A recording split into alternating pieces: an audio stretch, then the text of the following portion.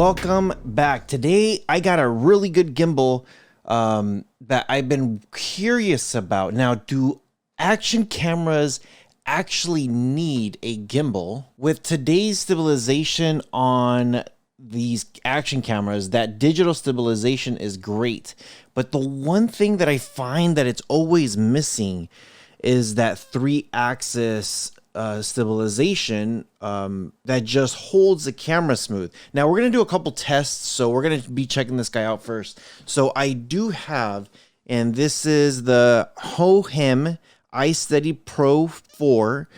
It's supposed to be splash proof, which is, I'm really excited about that. Splash proof 3-axis action camera gimbal. This is supposed to be like one of the best gimbals out there to get, that's very universal. So what do we actually get in this thing? And make sure you guys do check the description below, because I leave links for all this stuff if you guys are curious. So here it is. This is what you get in the box. A nice case. I actually like that they give you a very nice case for travel. Inside here, of course, you get a couple of reading materials, warranty, user manual, and then that's pretty much it. From here, you get some cables. These are going to be your charging cables, and I'm going to show you guys that in a second. This one is going to be some additional cables here for charging. So depending on the gimbal action camera that you are using, you're going to use either this one or that one. For me, mine does have USB-C, so that's the one I'm going to use. And I do have USB to USB-C, so it's very, very nice. Now, here is the gimbal. You also get a base right here, and this is simple. You just slap it on like this, open this guy up just like that, and then now you have a base. You do get a 1/4 hole here for your screws. That way you can mount either a camera, cell phone, or microphone. This right here, when you open it up, that's going to be your USB-C and then your standard USB. This thing is actually also a power bank. So if I do have my action camera here plugged in, if I want to keep this thing charged, I know some people will say, I don't want to have a wire going from here all the way up to here, because then it's just going to pull and that's not going to be good. You're absolutely right. However, they actually engineered something pretty nice in here. I gotta show you guys this. This is actually pretty cool what they did. So right up here, this is gonna be that charging port. That's the cable that they have. So you put this cable in, and then you plug in your to your gimbal, and now you actually have a charge. Now I believe this thing is about 14 hours worth of a battery life on a single charge, and it takes about 3 hours to get a full charge from it once it's dead. Now when it does come to the Osmo Action, plugging something like this, it's pretty easy. It makes it very universal. Now it's not perfect. I have a small gripe on this thing. It's not perfect. So all you got to do right here is just pull it up, and it just clicks right off like that. It does have room for this thing to extend, so that way you guys could see it does pull out. And with this thing here on this side, this also extends out. So lots of extensions here. So it should be able to fit just about anything. Now, the way you plug this in is you want your base. This is for the Osmo Action. You could do it either way. You could do it like this, or you could do it like this. Whichever way you want. Now I know with GoPro, if you do it in a specific way, it hides some of the stuff. So if you do it in one way, you won't be able to get to the charging. Or if you do it the other way, then you might not get over to I think it's like a quick switch or something like that. So there got its pros and cons to it. So for me, on one side, I don't have any buttons that I need. So I could just put it in just like this. And then right here at the bottom, you notice how it says Osmo Action. So when I do plug it in like this guy will come all the way up. And again, all I have to do is extend it and push it in just like that, and done. So there it is. Now, the reason why I was saying I'm not too happy with the fit is because if you could see here, there's a little wiggle room top to bottom. I've noticed some people push it all the way up to the top, so that way it's snug up there, but then you have a nasty gap here. But I find anytime I have to turn this thing on, If I push the on button up here, you'll notice what it does. It actually gets pushed down. So what I do is I like to push it all the way towards the bottom. So if I do need to click that button, then it doesn't go anywhere. So there it is, camera's on. Now, of course, I'm going to turn this guy off real quick so I could show you guys the power. Now with the power, this is the cable I am going to use. This is the USB-C, and this is like micro USB, and this comes with the actual box.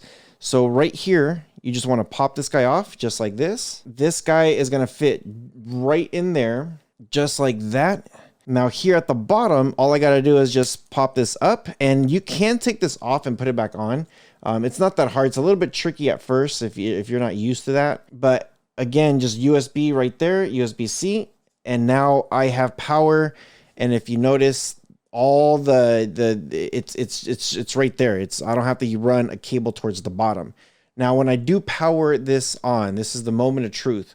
When I power it on, give it a second. Notice the light just lit up. So it's telling me like, cool, you're on. You're plugged in. The one thing I did notice about this stuff, depending on how you have the camera right now it's in selfie mode. It's pointing right towards me. So what I do is I'm going to hold the power off. Once it's shut off, this is what I like to do. I like to move it around the other way. That's all I did. Just flipped it over to the other side. Because the weight of this stuff is so like it's right perfect on it. And again, I'm moving it down towards the bottom because that's where I want it. Because the weight is so balanced on the Osmo Action out the box, just like this. Once I do this, it's just gonna fix itself straight in there. So again, just hold the button for maybe like 3 seconds, 4 seconds, and there you go. So pretty good and easy. Now with the handle thing here, it does, everything feels pretty good. It feels very, very, very smooth. Now here's what I want, what I'm gonna show you guys. With the modes, you know, let's just say I'm over here filming this way and I want it back to center, double click and it goes right back to center. Now to get to the modes here, this is your tilt. Remember I was telling you about your tilt. So if I push it down, it's gonna tilt this way. If I tilt it up, it's gonna tilt the other way. If I double tap, it's gonna center. And it's only 30 degrees one way or another. And that was just the tilt here. Now the mode, I'm in PF mode. With the PF mode, it will stay put just like this. Wherever I move, that's where it's going to go. All this stuff is going to be usable. I should be able to move it just fine. If I go to PTF, so PF is point of view. PTF, I forget what the T is called, but it locks a certain mechanism. So when I point down, instead of staying forward, it actually moves with it. So as you can see, it moves down with it. If I move it this way, it's going to move. It's going to move. So pretty simple. Now, if I do it again, if I click on that one to get to the third dot where it says L, that's lock.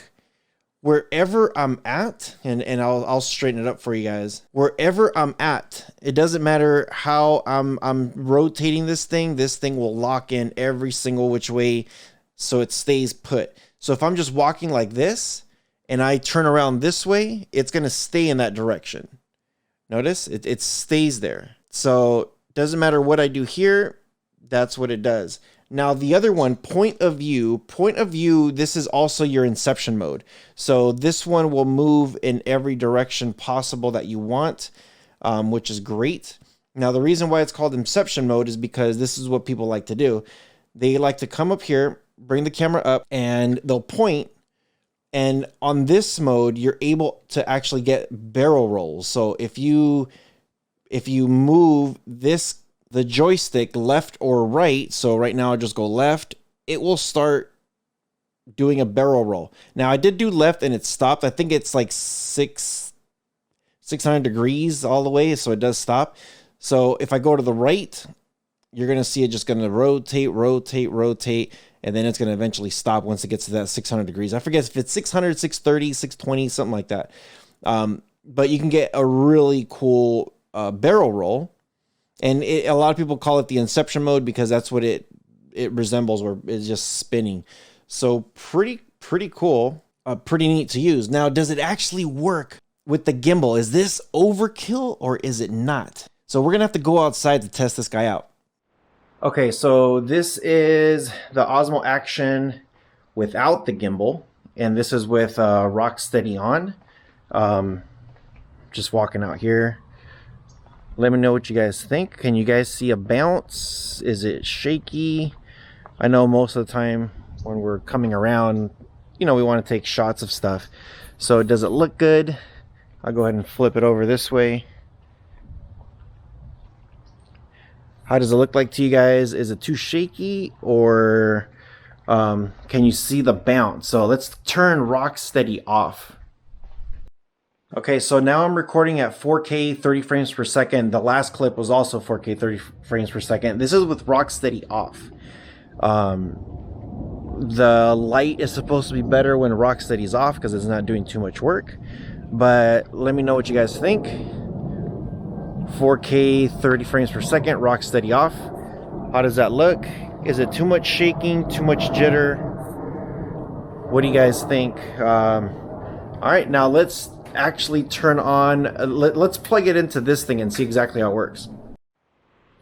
Okay, so this is with Rocksteady off. So this is still off, but now I'm using the gimbal. How does it look? How does it feel? Do you still see a jitter? Do you still get that jittery feeling? I'm, you know, again, just rotating it. You guys can see how this works. Let me know what you guys think. This is just the gimbal. I'm not doing anything extra. It's just literally on the gimbal, and I'm just walking around. All right, now let's turn Rocksteady on and see how this looks like with the gimbal. All right, here we go. Rocksteady is now turned on. And again, 4K 30 frames per second, not really doing too much. As you can see how the light just blows me up the second I get out here. What do you guys think? Is there a difference? Rocksteady is on. Neighbor's looking at me like, what the hell am I doing? It's supposed to be really, really good. Just from looking at it, it looks really clear. So again, this is Rocksteady on, 4K 30 frames per second with the gimbal. What do you guys think? Is this the best option? Does it work really good? Is it smoother? Is it a lot smoother? So as you can see, I'm here rotating this guy, and hopefully you guys could see a difference on the thing. So yeah, let me know. Now I know the next question is, but does it work with the Action 2? Now again, this is going to be the exact same process. I would put the base all the way at the bottom, just like this, and then I would move this guy just like that, and there it is. Now if I want to turn this guy on, it's gonna level itself, and it does a really, really good job. The only negative thing about this is not a lot of people are recording sideways like this. This will give you more of like a TikTok style video. So the only way to get it leveling off like this is if you hold it point of view. And this is kind of what I found out just by doing it like this.